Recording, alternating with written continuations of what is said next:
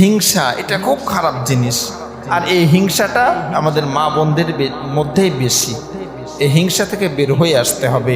আমাদের যাদের সংসারে মা আছে, বোন আছে, যাদের সংসারটা এখনো আলাদা হয় নাই, ইসমাইলি একসঙ্গে থাকেন, ওই সংসারে একটা নতুন বউ এসেছে, তার মধ্যে যদি হিংসা থাকে তো বলেন তো ওই সংসারকে সে টিকতে পারবে?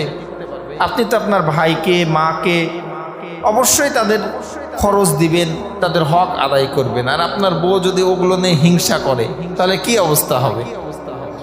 এই কারণেই অধিকাংশ সংসারে অশান্তি।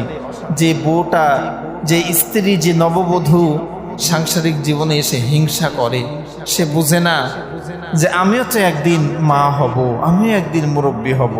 আজকে আমার শাশুড়ির পরে আমি হিংসা করছি, আমি যখন বৃদ্ধ হব, পুত্রবধূ বাড়িতে আনবো, আমার পুত্রবধূ আমার সঙ্গে কেমন আচরণ করবে?